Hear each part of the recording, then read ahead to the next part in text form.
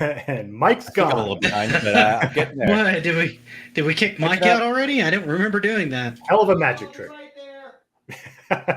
Oh my god, I'll be right there. Of course, Magic Mike, which could be, depending on your audience, a very exciting thing or not. Yeah. Trying to get a different background uploaded because I want to go with a different one right now. So I'm kind of working on that while Mike's doing his thing. We're super organized this week, as you guys can tell. Boy, I tell you, Nick, I'm raring to go, brother. I got my Nintendo 64 shirt on. I got my N64 in hand, and I'm ready for Rob to crap all over it. That's my man. I'm ready too. As long as my connection go. Keeps up. Nice. There we go. And Nick's just going to hold up like a plate of pizza. That's right. Damn. Okay, so now I can see Rob moving, but I can't Rob's hear having him. a little bit of a problem. Yeah. Which may or may not have been on purpose. I can hear you, but then it feels like all your animations are coming way behind you. Yes. I think it might catch up eventually. I had to close down the pop-out chat, and that usually helps things. So I can see you guys moving all right, which is an improvement over last time. So, all right, well, that's good. Right now, I'm just doing the. Carla. What's up, Carla? Hey, Sandwich. I have no idea who Mr. Pants is. Apparently, he had some sort of accident. Fastback is here. Big Block is here. Scepter's here. Nigel's November Neighborhood Niche is here. Zombie was here a little. Could you try again? What? What? I think that was my watch trying to answer a question. Evil Streams was here for a little bit, and Zombie was here. Victory Leo is in here, and so is Paste. So we're gonna see who all else kind of pops in. Looks like Panda Sub and Sweet and Tender are kind of popping in, saying hi. So before we get too started here, I'm going to go ahead and go around the room. I'm going to start with Panda and kind of see what he's been. You've been pretty vocal about kind of where you're going with your stuff and kind of what you've been doing. But for those who don't follow you on Twitter, you might want to kind of give them a kind of a synopsis of angling form, what you're doing currently, and what you're kind of looking to do. Yeah, so I guess really, really long story short, I'm going back. My channel's going back to what I always wanted it to be, which is story-driven content. It's about games, it's about movies and everything like that, but it's wrapped around this really, really long story. So I'm getting back to that, but it takes a lot of work, which is what I'm doing. I'm working on 5 episodes presently, and looking forward to showing you this stuff in 2023. A lot of big, big episodes. I'm actually looking forward to those. I'm curious to watch more of them in succession and see how much I pick up on, because you always put like weird little tidbits that almost require like rewatching multiple times to try to catch. It's something that will make sense over a long period of time. But these new episodes really start getting into the story, and they start going to different planets. You're going to see different locations. We've been stuck on the ship on the show. Now it's going to be branching off into all these different places. So, right. And each episode is going to be like a half hour to an hour long. Some are 2. They're big. How big is that glass of water? Probably not as big as this thing that I have sitting in front of me, but might be that big. But I'm completely frozen now. So no, there's some. You're You're like a GIF. It's like a. It's like an animated GIF. How's it going, Mazza? Good to see you, man. I'm glad you're here. And let's see who else popped in. I don't think we've missed anybody. Mike, what have you been into? I know you got like a big show coming up tomorrow. 300. I cannot believe, man. Tomorrow we are celebrating our 300th episode of the NLG show. I have been on YouTube for 8 freaking years, and so we've got some old panel members who used to be co-hosts with us coming on, and we're just gonna kind of reminisce the last 8 years of shows, and where Peter's been. HTK's been on for almost 6 of those years. I mean, again. Yeah, he was sad. So that's tomorrow. Plus, I have gone back to try to finish some old games to get myself in the God of War Ragnarok mood. So I just Dude, I picked up finished. so many games recently that I don't know, man. I really want to pick it up and play it. I really do. I've heard good things about it from a friend of mine, and we both loved the first one, so I trust it's going to be good. But I have like Sonic Frontiers, and there's my wife's trying to get me into Grounded. Yeah, but Mike earned this, right? Because Mike, you play things in succession, right? Like you. Yeah, I finish a am not. game I have a very hard time doing multiple single player games at once. It's just when I get into a game, I want to get into it. So like, I finished Plague Tale Requiem, which is phenomenal, and was it better than the first? Much.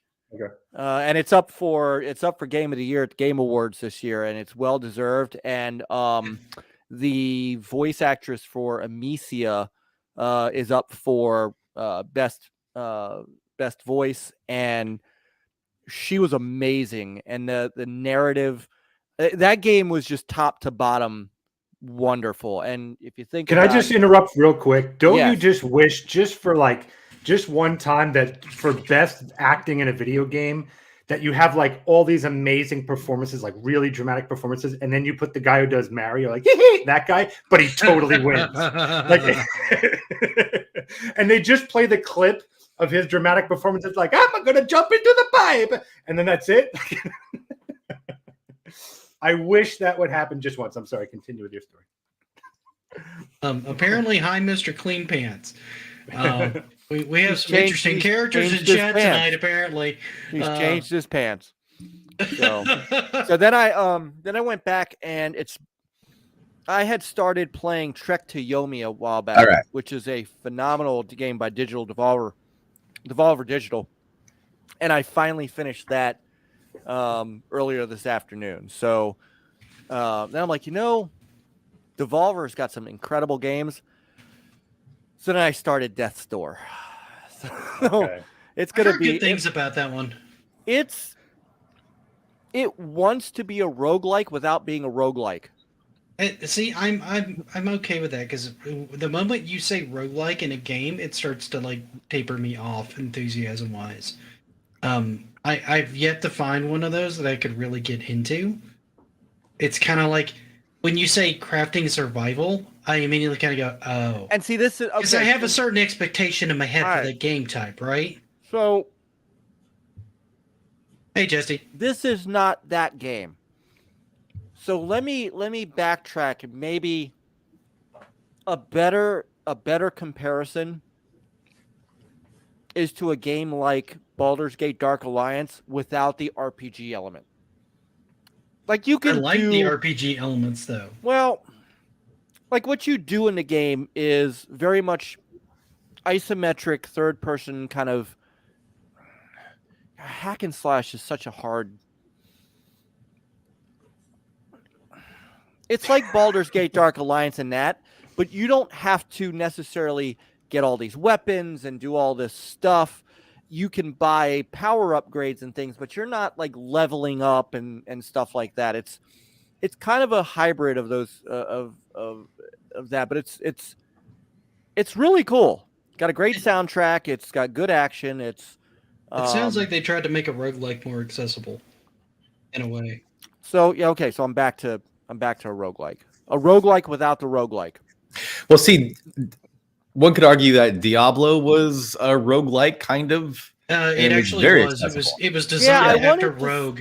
Yeah. And it has a lot of roguelike elements. It was not nearly as brutal as any other roguelike I've ever played. No. And honestly, if you were to tell me, if I didn't know that it was designed and based off Rogue, everything that roguelikes are supposed to be based off of, I wouldn't have ever called it a roguelike. Other than the procedurally generated levels, which both feel procedurally generated and not. Like the layout's different, but like even in the first Diablo, certain things happened on certain levels of the dungeon, right? They always happened there. Now, where you ran into them was different, but they always happened on the same level. So you kind of knew sort of what to expect to an extent.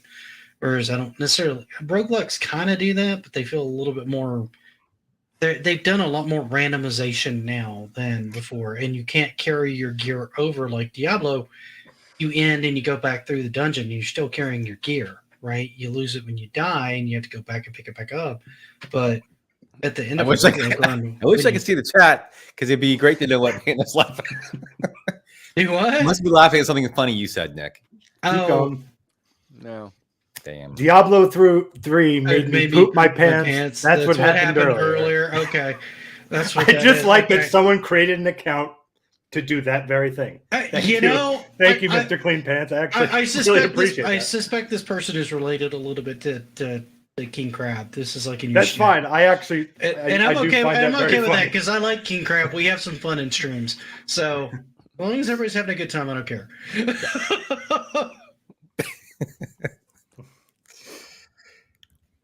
So go on, Mike. I'm sorry. No, it's just so I finished Trek to Yomi, started Death's Door. I'm probably gonna play through that, and then at some point I'll start God of War. Yeah. Hmm. Yeah, right Well, now. it'll be like God of War remastered by the time you get to it. That's what it sounds like. Probably. Well, Yeah, because I've got to That's finish Breath of the frustrating. Wild and Luigi's Mansion 3 before I really dig too deep into anything Such a else. good game, Luigi's Mansion 3. and I I want to love play that it. game. Yeah. I I've played been enjoying watching you play that. Yeah, I've been Yeah, having I've a really good enjoyed that time with too. it. I'm looking forward to hopefully being able to play some over tomorrow. I am on call this week, so random things may occur that interrupt my schedule of what I'm trying to do. This whole weekend was just all wash almost. It was so busy. I think I Well, worked like it's 15 better than hours this playing weekend. Diablo 3 and finding a wet load in your pants. I mean, like that's Well, I mean, there is that. I mean, is it a legendary wet load? I mean, well, you have to ask Mr. mean- Mr. whatever the hell. Pants. Mr. Clean Pants now. apparently Luigi Mansion 3 scared to poop out of it. I feel like Mr. Clean Pants doesn't say Mr. Clean Pants very often. Yeah, it's very, very.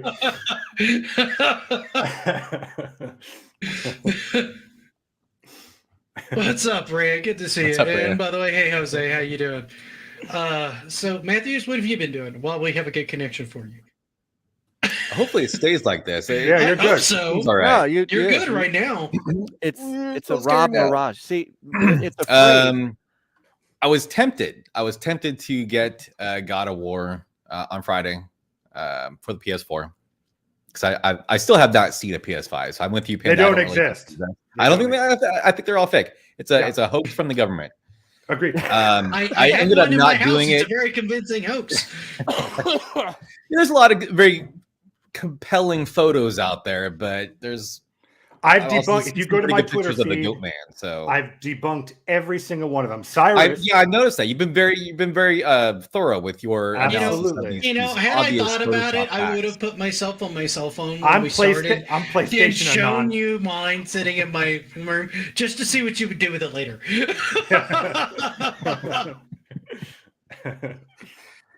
Yeah, if you zoom into the reflection in the background, you could actually see the studio light. See? There you go. Earmarks everywhere. Yep. Anyway, so I ended up not getting God of War 3 or 3. It's 5 now, right? So I ended up not getting Ragnarok at all this weekend. It was probably for the best because I would have just spent my Ragnarok. time doing that. Ragnarok. So thoughts and prayers for the eventual time when I buy and play that game because I am looking forward to it despite shitting all over the last God of War game, and I stand by my criticisms of that game. Well, What makes you agree so with hopeful for this I one? agree with some of your The criticisms. story and on the it. characters, It- honestly, I'll come back for the story and the characters. They were that good.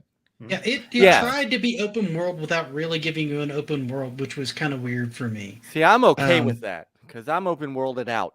I Also, I often am too. I'm gonna struggle my way through Breath of the Wild. I've promised myself I'm gonna finish that one. I've got to only do have, the like, last 15 minutes Divine left Beast in the on game. that, Might as and well then do just the finish push it up. towards canon. And I also want to grind up a bunch of those self-reflecting shields because parrying in that game is trash, and I stand by that comment. Well, you'll need that for the end, if I remember, and it's the easiest boss fight ever made, ever.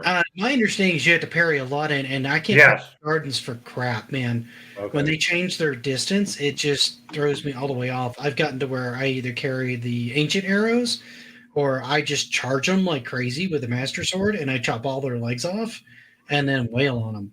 A lot of times I'll change to a guardian weapon, break all their legs so they can't move, then switch to the master sword. That way I can keep my guardian weapons longer, don't break them as quickly. Because the master sword, since they're possessed by Ganon, the master sword doubles its damage and won't break. Oh, I'm not going to lie. You're semi-talking gibberish to me because this is a game I beat 5 years ago. So Yeah, I well, barely know I've what the been- hell you're talking about. I've been trying for 5 years to get into this game and enjoy it and beat it, and now I just want to beat it and not play it again. Because I still don't love it. It's better this time than it has been the last couple times I've tried it. So it's grown on me a little bit, but it will never be a Zelda I love. Like, Play never. Phoenix Rising. You will love that game. Getting back to Panda, God of War real quick. you, I'm also Go, man, go. Go, hurry.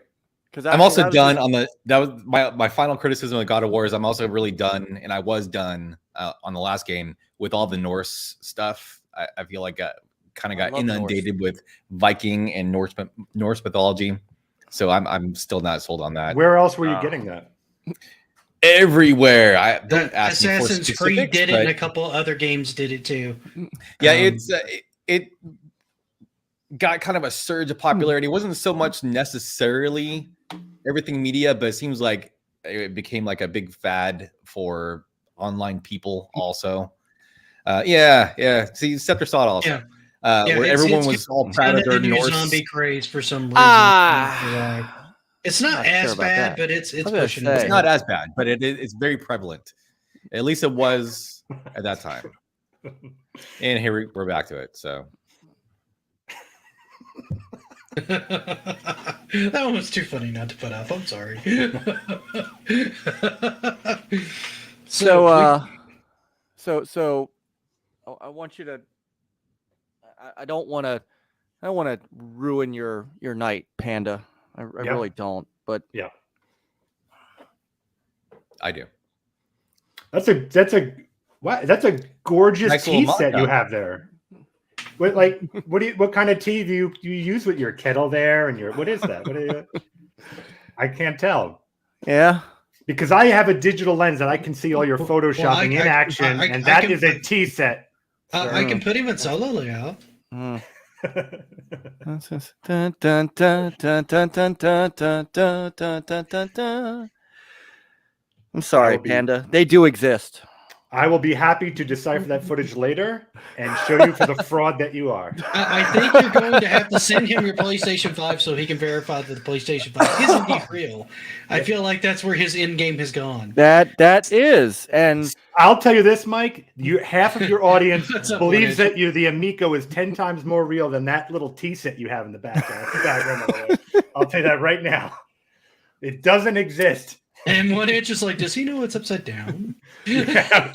No, he doesn't. So- it's a prop. yes, and the reason is I'm putting it on my pool table, and this is my corner pocket, and if I put it right side up, it's going to tip over and fall. So that is What why a I did lovely that. modem, brother Mike. What's up, Alpha? What's up, Elf Nerd? So it's technically supposed to sit like this. However, if I do that, that is going to go badly. So I'm going to put it down on the floor. That's I an just want you to- obnoxious. The one thing I will say about the PS5 is it is the It's most freaking obnoxiously large console I've ever owned. Hold on. So It's hold on. ridiculous. This is my Saturn, which I could literally sit on top of it and then some. Yeah, you could almost fit two Series S's in the same spot as a PS5. Yes. It's stupid. This is You are going to feel like Says such a why does it silly say goose Polystation? when I digitally uncover what that is. It is a tea set. I know you don't believe me now. That's because all the digital trickery. But That's when right. I'm done with this show, you will Hold see on, what let he's me, actually holding yes, in his hands. I am going to pour my. Oh, he did. He There you admitted go. it. He admitted it. You trickster. Mazda says, why does it say Polystation? Polystation.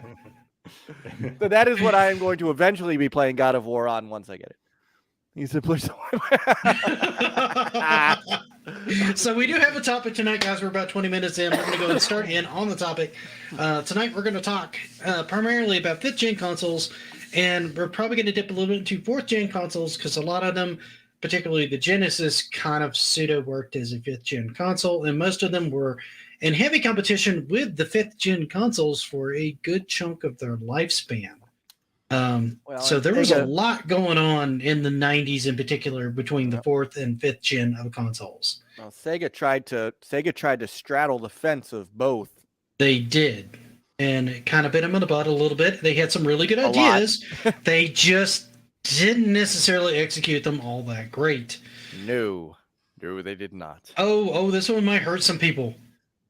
Ooh. It was better than the Jaguar, though. I don't necessarily disagree. I think the Genesis was better than the Jaguar, but then I think a Toasterism was better than the Jaguar. Why are you guys hurting me so much? I'm waiting for Cy to strike me from his house. Why are you disparaging in the Force and come strike me down? Jaguar. Well, look, it even played old Genesis games a little bit better. The colors were a little bit better. So if you think about it, you even got a lovely library also attached with it. With a Jaguar, all you got was, Mr. Clean Pants, byproduct. The best version of Doom on consoles. That might have been the only console that didn't make Mr. Clean Pants become Mr. Poopy Pants. I mean, so you want to start with the Jaguar? Because we can start in with it. Was technically the first 5th gen console to release, I believe. I think it was the first one that came out. Yeah. So me as well. Yeah. We don't have to do all of them chronologically, but sure, let's start in with the Jaguar. All right. The one claim to fame I know it had is it had the best translation of Alien versus Predator, I think. It had an amazing what is the translation of Doom. What is the goal of the conversation? What are we trying to establish here? I think we're mostly just comparing and contrasting and talking about this time period and the struggles of moving. In my mind, it's more of the struggles of moving from a rather established 2D architecture and really well-flowing games into the dicey world of re-examining 3D as a good medium for gaming and trying to make it work. Yeah, because that was the problem. There was very little transition. It was, there's this new technology. Let's put everything into that now. And we let go of platformers, 2D, all that stuff. Well, Sega. So this is where the problem lied between Saturn and PlayStation is PlayStation adopted 3D right away. They knew that was the future. They knew that was where it was going. They saw, that's why they Ridge Racer and I knew Simon was gonna pop in. I knew it. Don't worry. He was exposed. You're next, Mike. I got your back when we get there. Don't worry. So I love it. Ridge Racer and those games all were showing where the arcades were going. Sega wasn't convinced that was the move. So, and I talked about this in the Saturn video that I did. They built the Saturn for 2D and had to kind of retrofit some 3D technology in there. Well, Mike, they technically built it around their next line of arcade boards so that they could very easily port their arcade titles to their console and have the best representation of arcade technology on a console, which is a great idea until everybody took a left turn into fully polygonal 3D. Well, which is weird because so did Sega. I mean, don't forget that Sega had Virtual Fighter, Sega Rally, a ton of 3D stuff in the arcades. They had to, and I went through this in that video because I covered Virtual Fighter Remix, and Virtual Fighter 2. When they developed Virtual Fighter 2 in '96, they had to rewrite libraries to harness the chipset inside the Saturn, because the thing had not just dual CPUs, it had dual VDPs.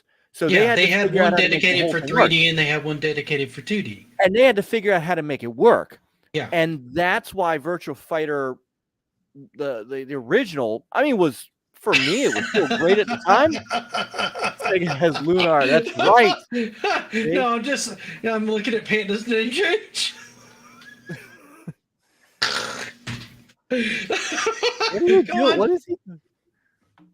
I don't know. I'm They lost. were hoping that 2D was going to be where they went. Like even games like Bug, which was a really neat pseudo 3D platformer, was kind of 2D sprites with scaling. There was no like real 3D in it. Yeah. And when Mike, they can I ask you a launched- question about that? Yeah. It is part of that reason was Japan more 2D than America was. Was there any kind of issue with that? I think a lot of it got driven by Capcom and SNK because Capcom had not moved into 3D fighters, right? They were still riding high on Street Fighter, and then they were doing Marvel versus Capcom, Marvel versus They SNK. still are.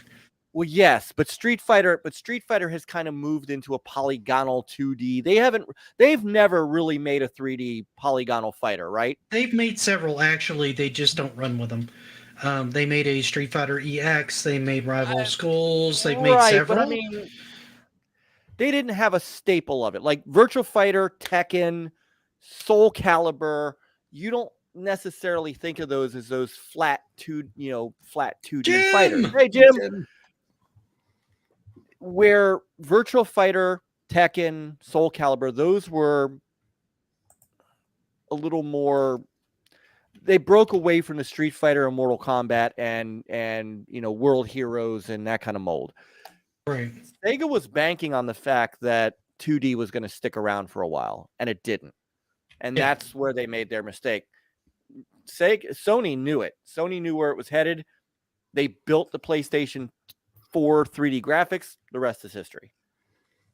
Well, Sony kind of pushed that, but we'll get to that in a minute. You wanted to start with the Jaguar. What's up, I James? did. Hey, James, So we should actually get to the Jaguar because we skipped right to Saturn, which would have been next. All right. Well, the Jaguar had potential. The problem is they couldn't get any real heavy third-party action on it because the third parties were going with the tried and true. Well, Atari had a better reputation by that point. Right. So they didn't have much money either. They weren't dumping as much money as they needed to into that console. The only guy that really believed in that system from a third-party perspective, which is why I brought up Doom, was John Carmack. So while the 32X had a version of Doom, and and that was not a great port at all. The Jaguar version of Doom was actually worked on by id and by Carmack. Yeah. And so there was some desire to do some great stuff on there. Tempest and Defender 2000. Tempest 2000 was an amazing game and still is today. And it's one of the games that, on the Atari VCS, I have Tempest 4000. I have to bring these up. I just love it when people do that in that game. It just cracks me up. I'm ignoring the chat right now. I'm in my zone. I'm ignoring the chat. I mean, the problem is they just didn't have a library that could really compete. They had Doom, they had Tempest, they had Wolfenstein 3D, which was a great, again, fantastic port. But then they had, White Men Can't Jump and Dragon the Bruce Lee Story. And one of the worst fighting games, I think it was called Kasumi Ninja or something like that. It had some very piss poor games on it. Cybermorph, for all of its hilarity, wasn't horrible, but wasn't great. And that's your pack-in. So they ran into a buzzsaw of having an issue. But what they did do was they spurred Sega to try to compete with them, which I thought was funny. That's how the 32X came about. Are you really surprised by that, though? Because, I mean, quite frankly, Sega was doing a lot of snap responses around that time. They did it with the Sega CD, and they did it again with the 32X. And then about the time they got the 32X out the door, Japan launched the Saturn, and then they went a 32 what? And they tried to drop support for it, but we still had it here for like another year with very minimal support before the Saturn dropped. And then they botched the Saturn launch to where it got pulled everywhere except for like maybe 2 stores. and almost nobody could find it. And consumer confidence was at an all-time low with them too, Dude, because of weekly supported accessories. Losing KB Toy and Hobby was huge. That was huge. This thing, I mean, if you think about it, the Saturn only launched in EB, Best Buy, and Walmart. And that was it. On Babbage's. Babbage's had it. Yeah, but they lost Walmart, they lost Best Buy, and they lost KB. Yeah. And KB Toys said, I'm not selling it at all. Like Walmart at least was part of the surprise launch. Best Buy was part of the surprise launch. But after a while, it just wasn't selling. So everybody just, by that time, the Dreamcast was their next move. Yeah. And the Dreamcast was a great comeback for them, although, again, underinvested because they didn't have any money and with bad piracy protection. Too little, too late. That was their biggest problem. Yeah. And they were kind of struggling there, too. So before we completely dominate the conversation here, I want to try to get Rob invested in this conversation and Panda, whoever wants to go first as far as like discussion on this generation of consoles. Because Rob, I know you said you had something spicy for us tonight on this. No, I did about specific consoles. We haven't gotten to those consoles yet, so okay. Well, we can jump to those if you want. We're kind of bouncing around the marketplace right now. I do like I think the Saturn is probably the best console of that generation.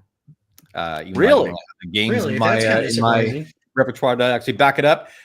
Honestly, probably just because I've seen so little of that console versus the PlayStation and N64, so it hasn't actually had a chance to look terrible yet. So, but the graphics I think are better than the N64 or the PlayStation. So you just didn't like the 5th generation at all? You thought it was too quick? So I'm here. That was what I said. So that was my guess. It was your guess. So what's your reasoning as far as that goes? I mean, was it just that you feel like they moved into 3D too quick, or they abandoned 2D too fast in response of trying to push everybody to this new technology and rush everybody into the new consoles? Like, what's your thought process on that? Yeah, I think that it was a necessary step, but those games from that era, they played terribly. It even going back to the really good games is difficult once you've actually gotten used to the way their modern day counterparts play. Like if you play like Mario Galaxy or Mario Odyssey, and you're used to that, it's very difficult to go back to Mario 64 and enjoy it the same way you did. Yeah, but at the time that was where the basis for most of the camera work. Entire generation. Okay, that's where the basis for most of our modern camera work came from, was stuff like Mario 64 in particular, because they had one of the best cameras of. So basically, the 5th generation was used as a stepping stone, or it was a learning experience, so you can learn. All these developers were able to learn what not to do, and that's how I think that generation was typified. Just horrible growing pains, necessary growing pains, sure, but it was honestly all those games to me, from my humble opinion, are garbage. So see, and here's some excellent games from that generation, but not the ones that went full. Well, and here's where I think you might find some solaces. The PlayStation had a pretty strong 2D and RPG focus around that time, and a lot of those weren't necessarily polygonal. So they had some stuff there. The Saturn had a solid amount of 2D and sprite focused stuff, along with some 3D. So you would have found some love there. The N64 would have been straight out. It only did polygonal. Yeah. So I had a PlayStation. So it wasn't like I sat that generation out completely. The games I had on the PlayStation were almost exclusively side-scrolling games. It was the Mega Man X games, the Mega Man games, Castlevania Symphony of the Night, games that were basically like PlayStation versions of Genesis games and Super Nintendo games. Right. The only 3D games I actually got into were the Mega Man Legends games, because it was Mega Man. And I can see that. I loved Star Fox 64. That was probably my. See, that's yeah. See, I had that game on the PlayStation. I loved Star Fox 64, probably one of my favorite games from that generation. That's the only like 3D-ish game from that generation that I actually liked. And I spent Polygons were fat. Hi, Born. Cousin Born. I spent Do they look most of my better time on with an OLED TV, Born? I spent a lot of my time on the PlayStation looking for a game on the PlayStation that was as close to Star Fox 64 as possible. I never really found one. Well, That's actually a good question. What did you think of I was Resident about to Evil? say, I thought you were big into the Resident Evil series, or at least some of them. So, I mean, that's where that got that start, was PlayStation, right? Sure. And honestly, just because I like these series doesn't mean I like their PlayStation origins. No, I'm curious. Did you like Resident Evil 1? Or not really? I liked watching people play it. Mm-hmm. It was still, I mean, I'm not going to say that wasn't a technical marvel to me. It was still like, whoa, graphics. But they've aged very poorly. And they were ugly as sin. Like even the best looking PlayStation game does not, I take that back. Even the best looking 3D, with polygons PlayStation game. Because there's some really good looking PlayStation games. Most of them are not 3D. I agree. If they're using 3D polygons, the best looking game does not look nearly as good as your average Super Nintendo game. That's just obviously that's kind of my take on it. So, but I think I'm right. I both agree with you and don't disagree. I know you don't want to agree with me. That's fine. Well, no, I mean, I do and I don't. I feel like some games hold up pretty well. Like if I go back and I look at Mario 64, that still looks pretty decent to me. If I go back and I look at, like, say, Conker's Bad Fur Day, I still think that looks pretty good. They've done remasters of those, so they can look even better now. And looking at the remasters versus the original, yeah, the original doesn't look that great. But going back and trying to play something if you're looking at like 3D, I feel if you're just looking at the 3D realm, the N64 probably holds up the best because that's what it was solely built for. Now, is it the best looking games that Nintendo's done? No. At the time, it was revolutionary. Has it aged great? Not really. And a lot of them have weird controls that haven't aged super great. Like, I'm going to use GoldenEye as an example because you have the one analog stick and it's trying to kind of do that floaty auto aim for you. It becomes a struggle. I found Turok a lot better at the time, but trying to go back and play Turok in the N64 now is an absolute nightmare. Couldn't you hold two controllers? Not on Turok. No, you use the on GoldenEye. I think you could, right? Could you? I don't think I know Perfect Dark you could, so I'm not sure. Yeah, And Spyro, I would agree, probably holds up pretty well. It has a similar thing, yeah. I think that is probably the issue. Hey, Dale Saber. I think that's the issue, too, is that a lot of that gets mired by the weird controller that the N64 had. It does. I say that, I mean, you guys have to remember, and I've told this story before, as a Sega guy, the Nintendo 64 was really my first Nintendo console. And I loved it. I mean, when I got Super Mario 64, I was like, holy crap, what have I been missing? Got all 100 stars, got, picked up Scrambles, picked up Wave Race 64. And then I got the WCW versus NWO wrestling games. And I'm like, okay, this is great. The N64 was a standout console of that generation, in my opinion, because it was built for 4 people to play in the same room at the same time. It was built to be a party console. And so I kept it longer than I kept probably most consoles around that time because I was waiting for the day I could do Mario Kart or anything multiplayer. Primarily Mario Kart in my case, but a lot of people were really big into GoldenEye was another big one. Mm-hmm. The Donkey Kong kart racing game was super popular. Mario Party got really popular. Smash was hugely popular on the console at the time. And you could very easily just plug in 4 controllers and go. You didn't need any extra accessories. And that's not something I think almost any other console did around that time that I can think of. Saturn, you had to have the multi-tap. Yeah. The Jaguar didn't have any.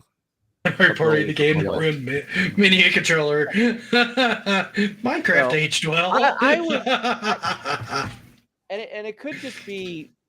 See, I tend to go back my Saturn collection a lot more than I think I do.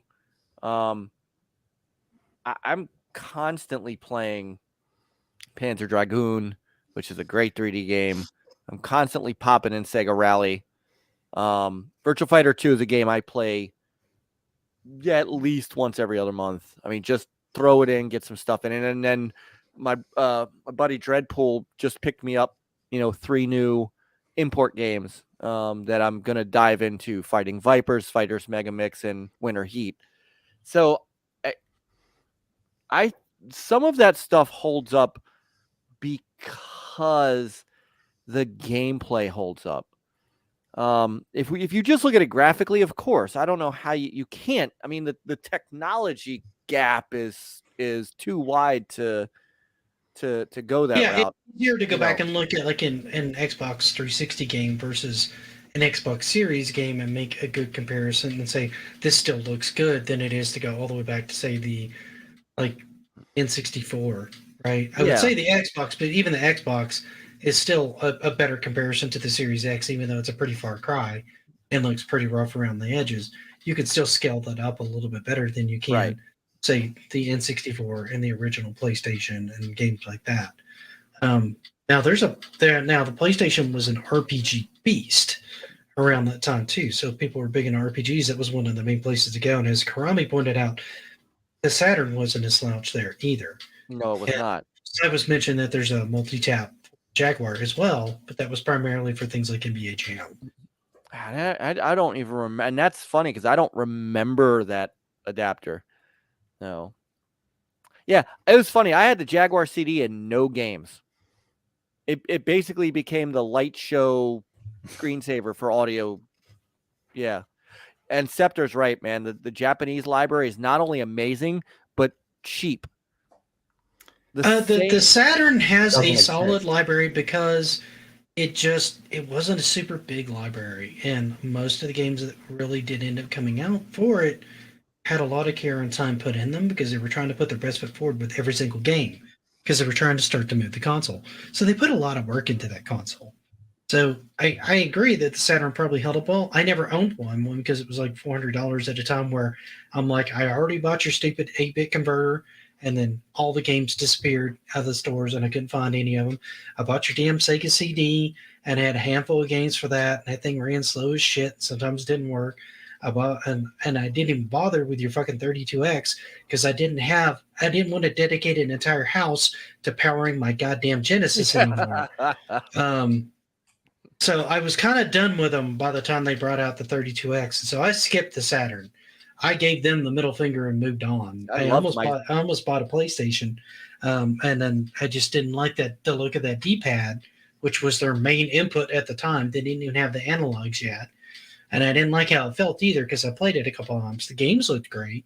The access time was terrible because you're looking at like 1 or 2x speed CD-ROM drives. These things, you boot them up, you go make a sandwich, eat the sandwich, and like a bag of chips, and then your game might load up. You didn't like in time for you to play around. It's almost kind of like the modern day updates, right? Where you boot up your PlayStation or whatnot, and it's been 2 weeks, and it goes, hey, by the way, I need to update. This will only take a moment. 3 hours later, you're like, am I done with updates now? Can I be done updating my console now? People ask me, though, people ask me what my favorite Sega system was, and they're always expecting me to say Dreamcast because I love Dreamcast to death. But I always say that my favorite Sega system was the Sega CD. The Sega CD had so many weird, quirky things on it. You either loved it or you didn't. I got 40 games over there. And that's not all the library. And believe it or not, I still do you have the Marky Mark game? Because that's what I want. I don't have the Marky Mark, but I have the CNC Music Factory. Oh, okay, nice. That makes up for it. And there was another one that didn't Chris Cross have one too? That is correct. They did have it. Don't have the Chris Cross one, but it came packed with Sewer Shark, which was awesome. And I did enjoy Sewer Shark. I think I had Dragon's Lair, and that ran okay. That the game was very decent. frustrating.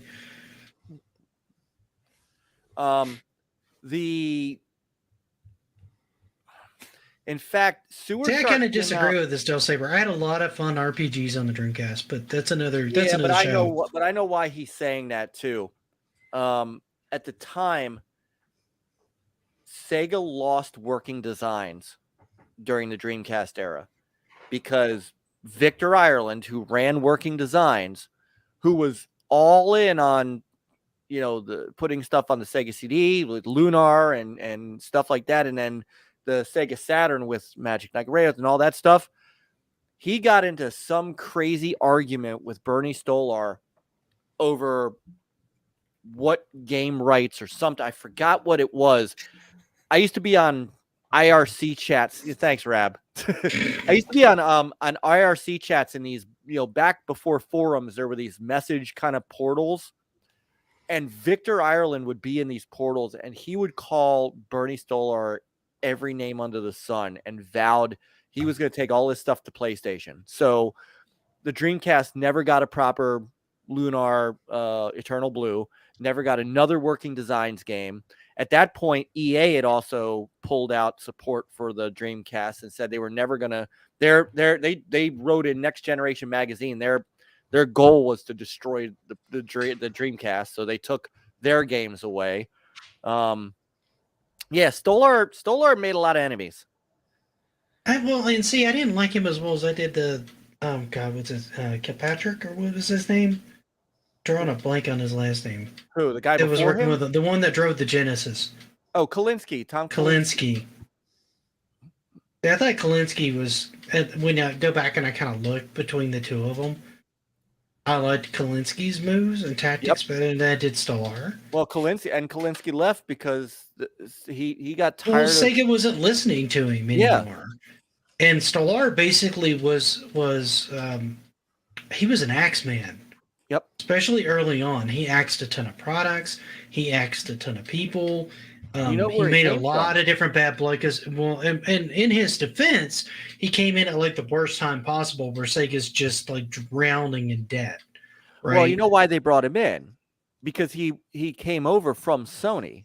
They figured, well, Sony's doing great, so he'll drag us out of this. Yeah, I can see that. Evolution, I don't think. I thought Evolution was pretty good. I thought Skies of Arcadia was great. Skies of Arcadia is one of the best RPGs out there. Grandia too, I thought was phenomenal. Time Stalkers was decent. What else did it? Grandia. Grandia 2 was a phenomenal RPG. Was it Blue Stinger? I thought was actually kind of an interesting game. Yep. I never finished that one. I think I rented it one weekend and played it, and I'm like, this is pretty good. I need to pick this up one day, and then never got around to it. In retrospect, it reminds me of like Resident Evil a little bit. Yes. And there was another one that Carrier, which was in that vein, which was an RPG, but they were unique. Bernie or Ireland, a little bit more of a twat. Of Ireland. Yeah. What's up, Dreadpool? Good to see you, man. Hey, so I speak Dreadpool's name and he shows up. Hey, I'm always happy to have Dreadpool in chat. I like having Dread in chat. He's awesome. So I was just talking about Elon Musk. I haven't streamed those games yet. I'm when am I going to get a chance to do that? Maybe on Thursday. Blue Stinger is a good retro one to kind of go back to because I don't think a lot of people really remember that game. It went pretty far under the radar, and it never even got the cult following that Shumei did. Yeah. And that was Climax, which was a great developer back in those days. It had a pretty solid story going for it too. It did. But it was considered action survival horror. That's out of the realm of the topic. It's way out of the realm of the topic. That's like what 16. Yeah. So right. We're derailed as usual. Yes. All right. So I mean, because we want to talk that, we got to start bringing in like PS2 and Xbox One, and things get much better in the 3D game space at that point. But going back to the Saturn, I think the Saturn had a few things going for it that if they had I always wondered what. Hey, Stampede. Hey, Stampede. All these what ifs. We're doing your topic, by the way. What if Sega didn't freak out at Sony and launch the Saturn when they were supposed to? Dude, the world would be a much different place if Sega stopped snap responding to everybody.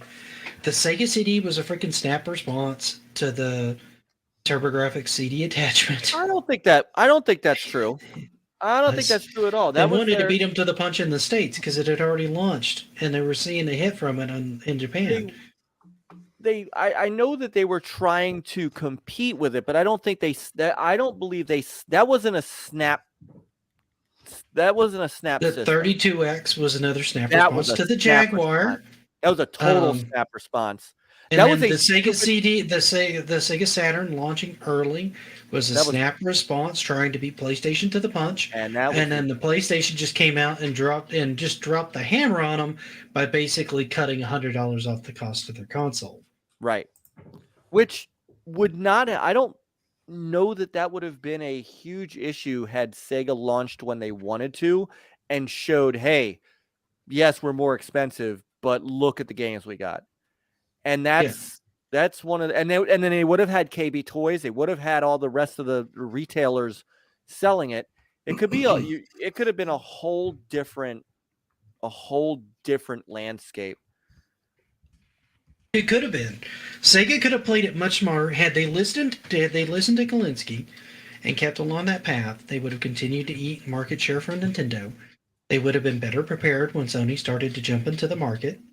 Yep. Particularly if they'd stuck to their guns. They would have taken a hit, but they could have ended up with Sony number one and them a close number two and Nintendo at a distant third. Because they were already eating market share constantly from Nintendo during the entire 16-bit era. It was happening consistently, and they completely changed the dynamic of the gamers in that era. Had they continued to push that message, they could have retained a lot of people and built upon it on its own. As it was, Sony swept everyone under the rug by basically just pulling out from under them because they basically almost took a play directly out of Sega's 16-bit playbook and just kicked the crap out of everybody because people wanted gaming to grow up. Nintendo wasn't doing it. Genesis was trying to do it, but then they weakened their own market trust by making products that they weren't supporting enough. And Atari just wasn't in a position to make a comeback because they had too many instances of bad blood. And they weren't going to dump enough money into it because they, quite frankly, just didn't quite have it at the time. So they were struggling on their own. So they were the next best one to really continue to push that, and they just let Sony everybody let Sony just completely slide in and take it. Nintendo's as much involved as anybody. Oh, yeah. Well, and dropping, they're really the reason Sony got into that. Yeah, dropping an alliance with Sony to go with Philips and come up with the CDI. We haven't even talked about the CDI and the 3DO, which are like... I was trying to segue. The 3DO had a couple of good titles. I will give it that. I think Gex is a great game. They had a couple other games on there that are great. Need for Speed started on there. Yeah, they had some great titles on there. All right, so let me back up. It didn't start on there. It kind of started on both there and the Saturn, but they both had Road Ride. I was trying to segue from the Saturn or from the Sega CD to the 32X when I had brought up Sewer Shark. Because Sewer Shark came out on the 3DO, I was going to say the Sega CD version was better, even though it had less of a worse FMV quality, but for whatever reason 3DO took the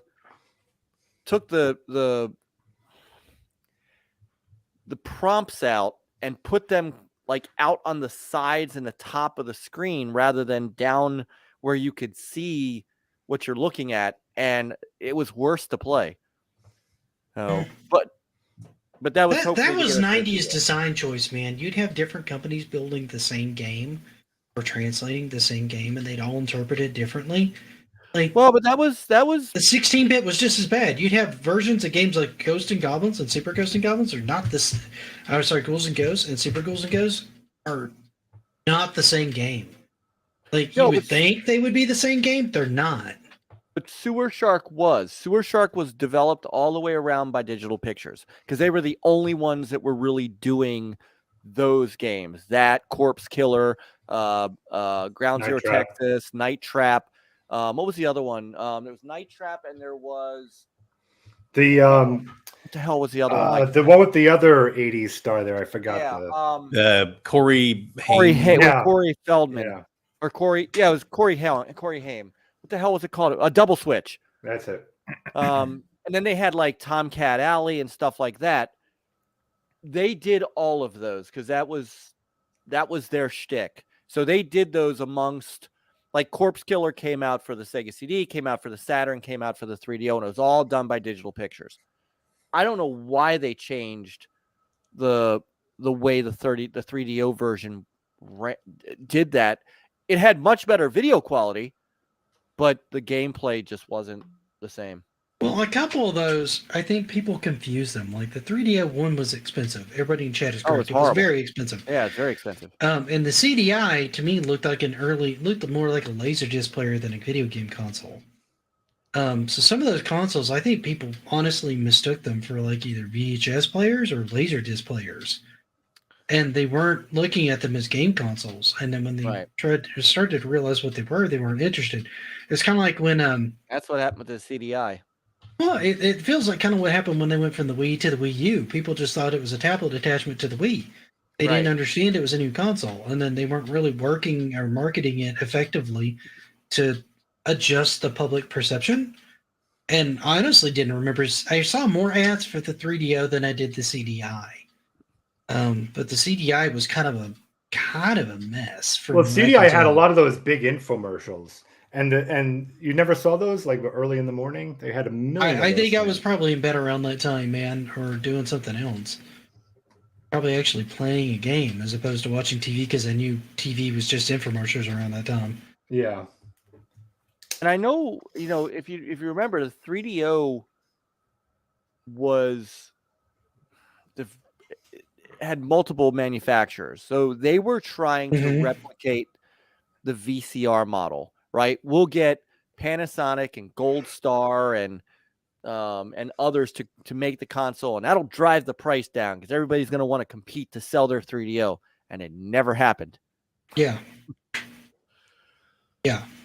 So there was a lot of problems there. I think because I've got to start work here in like less than 30 minutes, so we need to kind of start wrapping this up in a kind of a message on it of kind of what we think they did as far as a misstep. Did we think they just launched all these a little too early? Were there just too many of them trying to compete? And we lost Rob again, right? Rob said, screw this. Right at the point where I really want him to, damn it. Well, every one of them had their own issue. Like, to finish off, if I might, the 3DO part of it, and Big Block Big Block is mentioning this. If you really dig into the 3DO library, they had some great games. They had Wing Commander, which was a great port of the PC. Road Rash, which that and the Saturn were the two best versions of Road Rash. They had High Heat Major League Baseball, which then got bought by Microsoft. They had Captain Quasar. I think I played that one. That one was a bit of fun. That they had Battle Tanks. They had the Army Men series, which was always a fun series. They had some great games. They had Warriors of Might and Magic was a 3DO game. Board's changed his icon again. And apparently it's all my fault. I mean, I'm just going down the list. William. Hey, William. I'm just going down the list of their titles. They had some fantastic titles. Starfighter, they had Toka Championship Racing, Need for Speed. But the problem is it was a $700 console. Yeah. So you couldn't afford the console to buy the game. That was the problem with the Neo Geo. It was the Neo Geo, the era. And the Neo Geo at least gave you, I've heard in retrospect, they're not great arcade sticks. At least they gave you arcade sticks for controllers. I thought at the time, I thought they were fantastic. But the console was $500-$600, and then the games were $200. Right. The Saturn had great. Because you're buying a console board to stick into your. You're buying an arcade board to stick into your console, basically. I mean, really, the one console that really made it through that generation and set them up for the rest of their lifetime is Sony. I mean, Yeah. I wasn't a big PlayStation guy. I was still a Sega guy. I really didn't get into PlayStation until PlayStation 2. But Sony did it right with the PlayStation, whether you liked it or not. Well, they did a couple of things that set them up and set them apart. One, they took less off the top as far as licensing to go on the console to get people in, because they wanted people to get in the door. Two, they did CD medium at a time where a lot of people were still sticking to carts, like Nintendo was, and carts were like $80. Whereas buying a PlayStation 1 game was $40. So you could buy like 2 PlayStation 1 games for the same price you could buy like one Nintendo 64 cart. So they had a lot going for them as far as like portability, brand new IPs, more adult IPs, better marketing, better licensing. That just, they had a game plan to almost specifically, it seemed, tailored to destroy Nintendo. And it worked. Well, it didn't, because I've been silent too long. I've been waiting. I have been waiting to have the last say, and I'm just going to take that moment right now. I'm going to take it right now. All right, take it away, Rob. Here I Right. Here's what I really think about the N64. Only a loser would wear an N64 shirt. Nick, I think we're good enough for tonight. So I don't think anyone is going to tell you you're wrong on that. And exit. Good night, everybody. So I agree with what Mr. Matthews had said before. I think that it was growing pains. I think if you kind of look at that 5th generation, in a sense, it was almost like the Atari all over again, where you're starting from scratch, but from there you build from it, right? And it's very hard when people go back to old retro games. I'd say the vast majority, maybe it's my age, but we tend to go to the Nintendo era as opposed to the Atari because it's so primitive, right? Mm-hmm. So I think that the 5th generation is kind of sort of like that. However, I will say, and I know that Mr. Matthews is not going to like this at all, but I will say it anyway, is that I do think... Already pulling up.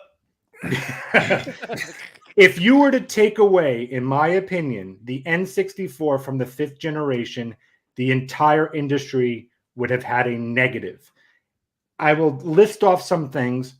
For instance, okay, every new game that they created from scratch, remember, this is a 3D ROM, this is from scratch, they not only nailed, but we are still using those same principles today. That is very hard to do right off the gate. Like, to just like Zelda 64, everything about that, whether you like the game or not, how they treated an open world, how they treated progression, all of that stuff. How do you entertain a player in an open world?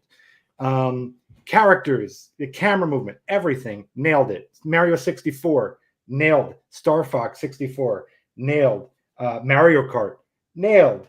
Mario Party, nailed. Every single step of the way. GoldenEye, nailed it. Mm-hmm. And then you take rumble packs. You take no loading times, the analog stick, right?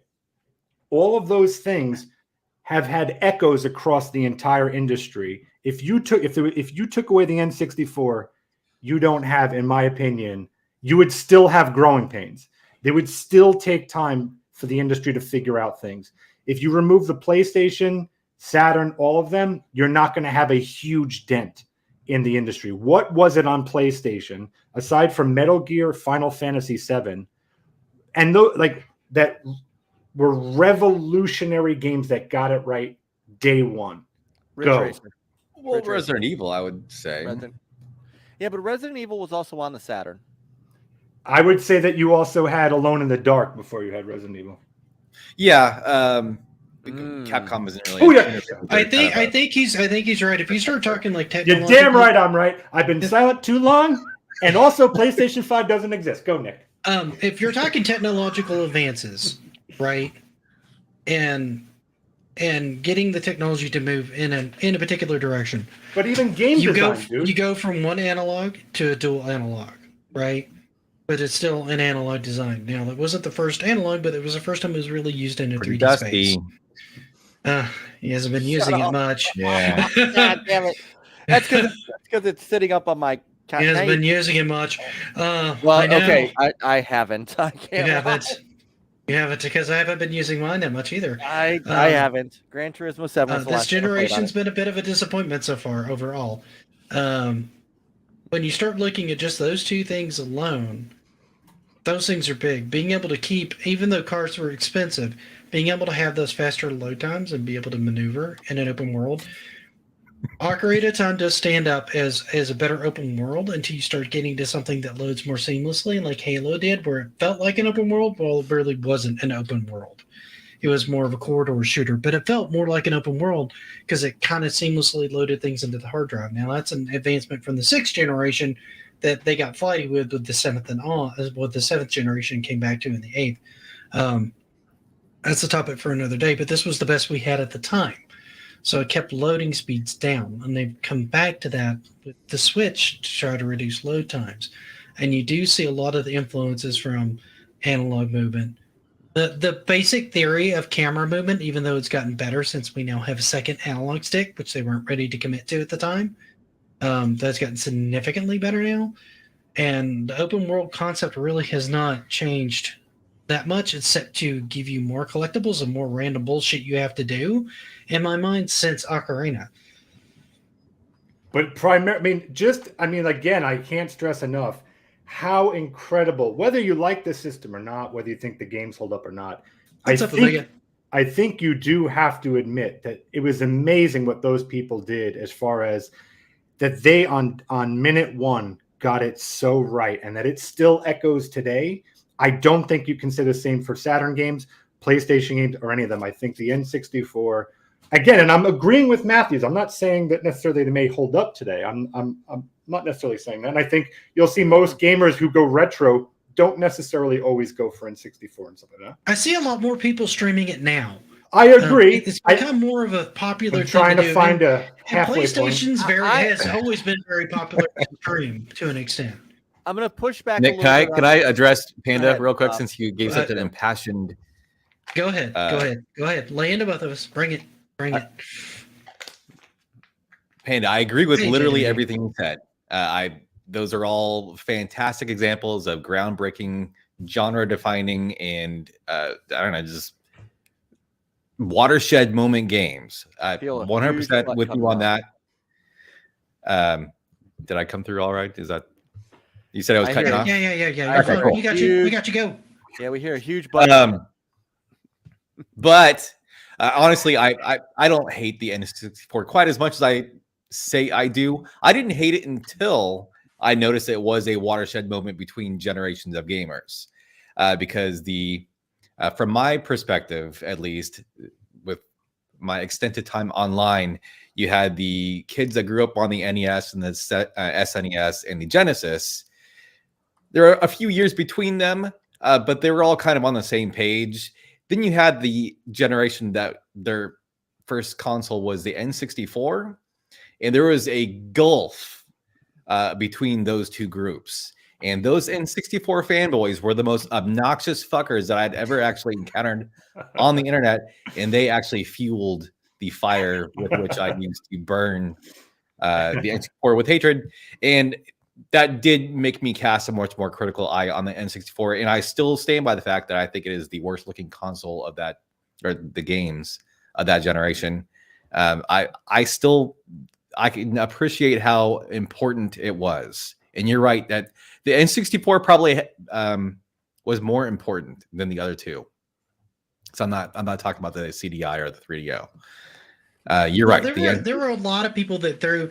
Here's what I feel like was the major difference, and this is why I think the 64, and I agree with them that it was probably the most important. Is Nintendo came in with a plan, and a very focused plan of not trying to do 2D and 3D. They wanted to do a 3-dimensional, polygonal silicon graphics console. They wanted to do something that nobody else had seen yet. They wanted to push it to a level nobody else had seen it yet. So whereas PlayStation dabbled into 3D and some of those games hold up well, basically because they were clever with textures and mapping textures onto models and things like that. And the IPs themselves have held up very well because they got a lot of really good intellectual I property. stand by it, Nigel.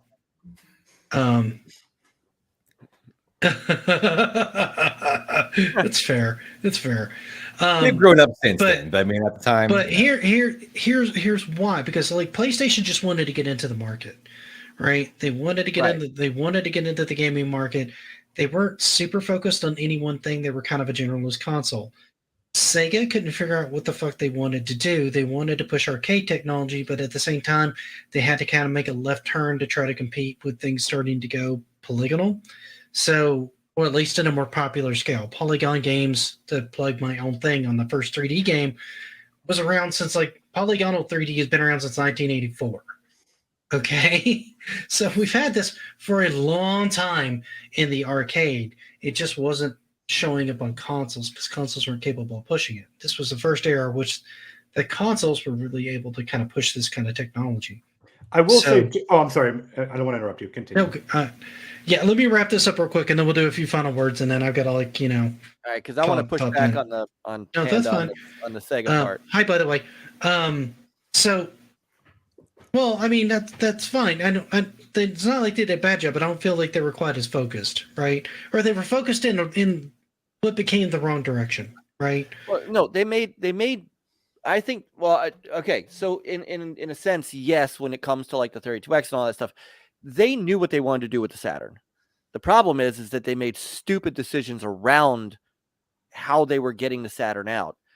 The reason that I think Sony's the one that, even though they were the most successful of the three, you could do without Sony because really they relied heavily on third party. Sega's first party catalog was damn impressive. I think that we don't get games like Panzer Dragoon. We don't get a Virtua Fighter 2. We don't get Burning Rangers. We don't get Bug. We don't get those games. I think the industry suffers, and I think that while it's not Mario, and the other issue that Sega had with the Saturn was they did not launch with a mainline Sonic game. That was their other big issue. Yeah, but they tried to go with Knights, but Knights came out much later, and was a beautiful, gorgeous game. Oh no, it's a beautiful game, but that came out like it came out almost a year after the launch or something like that. It was ridiculously long, and it ushered in analog control because it had an analog controller. Yeah, but the N64 already had the analog controller about a month or two before that even came out. Did, but it was not. It's like a stick in the middle. This had a left analog. Analog's an analog, man. You're comparing analog to analog. Well, I tell you, that Knight's put me to sleep. Right into dream. And I agree with Matthews. We're going to throw CDI and 3DO as good attempts at trying to break into a market that was ripe for breaking into, but they didn't do enough as far as marketing or have enough knowledge about it to really stick. And in some cases, they were just way too expensive. Yeah, they're the Ouya of that generation. The what was? Sorry, they were the Ouya of that generation. Well, not I want to quickly throw this in. But they were just too expensive. Because I'm not going to get a chance to talk again, so I'm going to throw this in real fast. So I just want to say real fast. I've got 30 seconds. That while I stated my time. Damn it! Always. While I stated my case, and it is accurate, I will say that the PlayStation, hats off to them for equally in the fact that it was their first time out, and man, did they nail it! To get everything so right, whether you love the system or not. They were obviously a success, and every decision they made was gold along the way. So that's equally impressive from a company standpoint. Extremely impressive. So basically, two console manufacturers got it so right. So it was a good generation for gamers. Then is what you're saying. Absolutely. Honestly, the 90s as a whole was an excellent generation for gamers because. And this is what I'll wrap it with the message because the fourth and fifth generation kind of blend in my mind, right? Because they overlap so much during that time period. and they all had new IPs coming out all through the 90s until like early 2000s. So during that time period, you had more new IPs, you had more new ideas, you had more platforms and more people clamoring for new IPs than you have anywhere else before, because this was really the second real hard push of trying to standardize the industry. Like Atari had the stranglehold on it to begin with, then it crashed. Then Nintendo came in; they were the only market in town, and then everybody else started kind of like trickling in and building up to where it sort of morphed into the industry that we have today. I would almost like to see a paradigm shift back towards the 90s, where we have more consoles on the market and more people clamoring for new ideas and new IPs, so that we would have that kind of like kind of a renaissance of new ideas. Not that the indie isn't doing a good job of it, but there needs to be more than the indie scene trying out crazy ideas. Even VR has gotten to where, well, we're going to do another rhythm game. Stop giving me rhythm games. I understand those work in VR. Try something new. Try something different. If all this is rhythm games, it's going to be too niche and nobody's going to want it anymore. You need more stuff like Half-Life Alyx and titles like that to start to drive that medium. You need reasons to be in that kind of virtual reality environment to draw people to those things, to drop the money on them. And right now they're not doing it. Everybody's playing it very safe. You see that with Assassin's Creed. You see it with I'm throwing up a little in my mouth, Call of Duty. That's because I'm fucking tired of hearing about it. I could shut up about Modern Warfare 2. I've been waiting too long to say this. Call of Duty. And muted. But we have these cyclical IPs. You too could play out. Call of Duty on your brand new PS5. Yeah. You're holding up nothing, dude. Get help. But we have too many IPs that have like almost yearly installments now, right?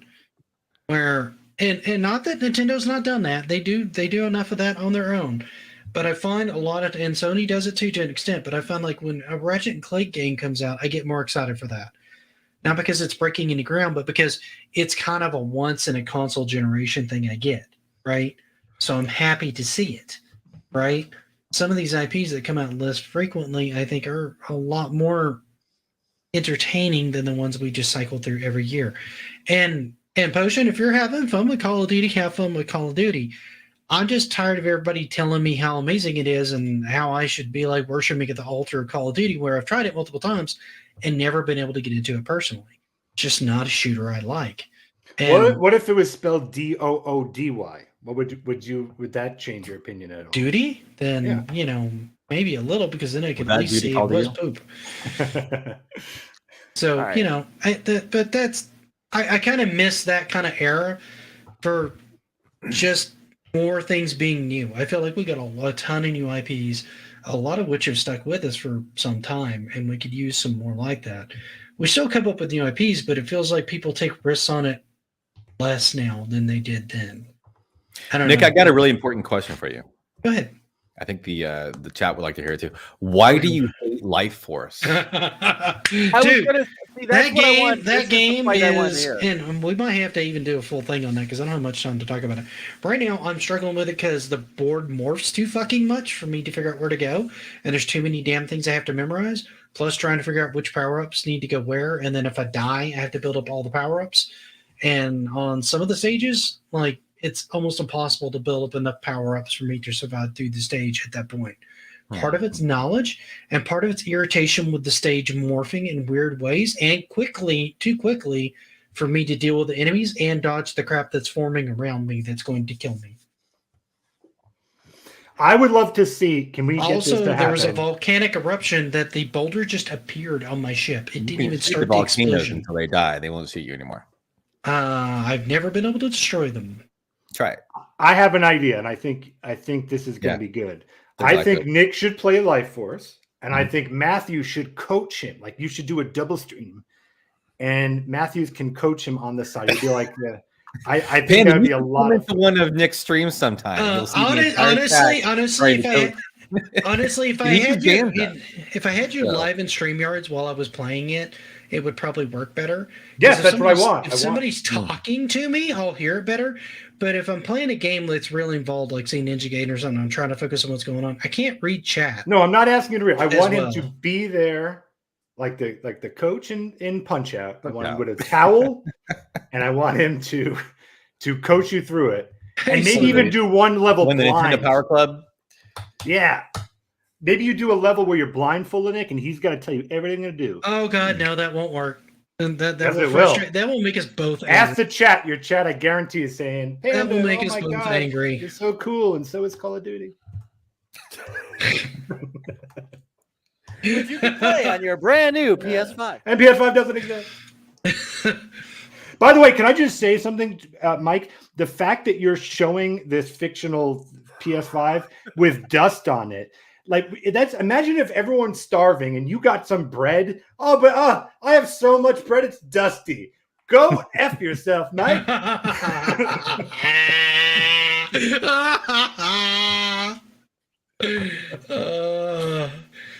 No, I legitimately picked up Life Force myself, and I remember really enjoying that game when I was a kid, and I'm going back to it, and I think it took me like 40 minutes, and then I accidentally figured out how to actually activate the options and all that stuff, and I'm like, oh, okay, that'll make this much easier. It didn't.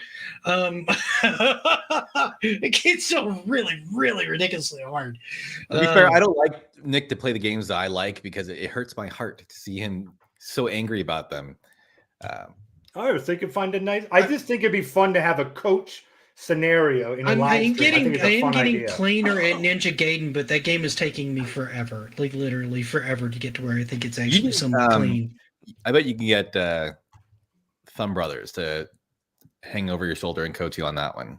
Probably. I mean, Right now I'm fairly regularly getting to 5.3 with it on like 1cc. I got to 6.1 once, I think. But I'm just practicing like 5.2 through like 6.1 to try to get that a little smoother, because I've done all the other stages up to that point so much that I don't, unless I do something stupid, I don't normally have a problem with them for the most part. Not 100%, but it's better. But I mean, if you guys want to start doing series like that, where we either record it or we do it in StreamYards, I'm okay doing that. We got to carve out time where it's good for everybody. That's fine. I'm okay with that. I'm not completely anger made flesh. I think it's better. I think it's made better if Matthews is like on his way to like go food shopping, whatever. Like, it's actually the worst time ever for him to be a coach. That way he'll be more cranky and he'll yell at you more. Personally, cranky? I think I've created gold. I literally have 3 minutes before I start work, though, so we need to wrap this up really quick. Panda, what you got going on? What do you guys think of the meaning of life is? Panel? The answer is 40. And skipping Panda and going to Mike. Thanks for having me on, Nick. A lot of fun. Big things are coming on my channel in 2023. And take it away, Mr. Matthews. I got nothing really big going on. I'd like to work on some stuff, but I got that God of War game coming. I just know that as soon as I started that game, I will probably put all my projects in timeout. So who knows? In timeout? Yeah. What have they been bad? That was my actual reaction on Silver 6-2, Surfer and is I got fun. the really hard like part. I'm like, are you kidding me right now? There's more to this stage? I can't believe they put more in that one stage. 6-2 is actually longer than like the rest of the freaking game tied together almost. It's stupid. Stupid. Mike, what you got? I love that. That's stupid. Stupid game. All right. So that game has a lot of great in it. It just has a couple points that really drive me crazy. Go. Well, it drives everybody crazy who's ever played that game. Trust me. All right. So tomorrow night, as I said earlier, as I said at the beginning, tomorrow night we're celebrating our 300th NLG show, and we're gonna have some former panel members, co-host, hop in, and we're gonna all sit around and reminisce about the good old days of when we started with Google Hangouts and pre-recorded Skype, and then and there's some stuff to talk about. The Video Game Awards has announced their Game of the Year candidates, and as usual, it's about as fake as my PS5. So, wow, that's really fake. Yeah. Wow. So, So we're gonna do that, and then at some point I have got to stream these import Saturn games that Dreadpool got me, and I am going to be doing that. So that's right, it's true. Oh, it's real, brother. Dude, you are Tyler Durdering really hard. There is nothing in your hands. I'm getting very concerned. You may be on drugs. And no, he's absolutely on drugs. Okay. Probably very accurate. There's no maybe. He's on drugs. Maybe. No. So I'm holding my poly station, and that's the goal. I am anxiously awaiting for Digital Eclipse to finish and put out the Atari VCS version of Atari 50th, because that is the system that I want to play it on, and right now I can't because it's not out on it, and it will be. I know. There you go. Thumb says I'm going to play the Atari collection on the PS5. I am just waiting. So that's what I'm doing. I've not seen a single PS5 in a store. Every time someone says, "Oh, check this link out. Let's just go to the link," all it says is "page not found." All I have is people like Mike who tote around air in their hands saying, "Oh, look at the PS5." So I don't know what anyone is talking about, and I'm not on drugs. I'm actually as clear as the picture, and I'm telling you, the drugs. The drugs. Everyone knows that I'm telling the truth. Anyway. Everyone. So the only thing I have going on my channel is it's going to start getting a little bit lighter on the Geek Story channel. I have another gaming peripheral coming out on Wednesday. I'll probably have at least one more Friday video until I have to start taking some time to construct the more of the content, because I've had some stuff that I've been able to work in between uploading stuff from my other channel, and now it's getting to the point where it's just going to take me a little bit more time to have more Friday shows. So it's probably going to be Monday, Wednesday while I work on the other stuff. But I should have stuff. I'm hoping to have like at least once a month that's a longer video, maybe a little bit more than that, depending on how the topic is and what I can find. I'm going to attempt to stream Luigi's Mansion 3 tomorrow. And then I'm going to at least eventually start trying to work in another stream day. That's been kind of challenging lately. And I was going to do it this weekend, and then this weekend, all I did was work. All they did was call me about issues, so I had no time to do it this weekend. And even if I had had time, I probably wouldn't have done it because they called me every day multiple times. So I wouldn't have even wanted to chance it.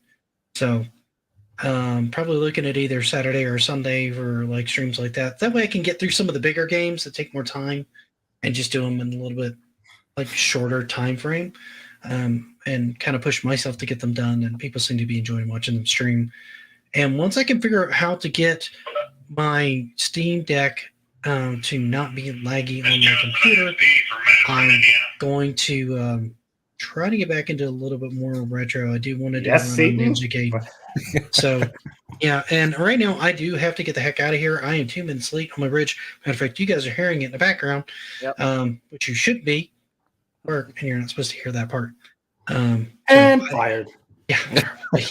you may have a lot of time to do this. Luckily, nobody knows when my channel exists. So, well, here's the big surprise, Nick. I got your whole work team here. So, I won't have any time to hang out after the stream, obviously, guys. But thank you, everybody, for popping in. Please check out all these channels. All of them, with the exception of Pandas. The link's in the description. I'm going to have to put Pandas in there and get his in there so that you can go to his. He will have something in 2052 about the time that he can find a PlayStation 2054. Give me a little time. But thank you so much for hanging out with us tonight, guys. We appreciate the hell out of it. It would not be the same without you guys participating the way you do. Both getting distracted and just having a good time with us, and that's pretty much why we keep doing this. Then we get to make fun of Panda, so that's fun too. Always a good time. Always a good time. Always a good time. We get to tease him about him not being able to get a PS5. Yes. Oh, I can't wait for this after show, you SOB. So I will catch you guys all later. Thank you so much, and happy gaming. Night, everyone. Yeah, gamers.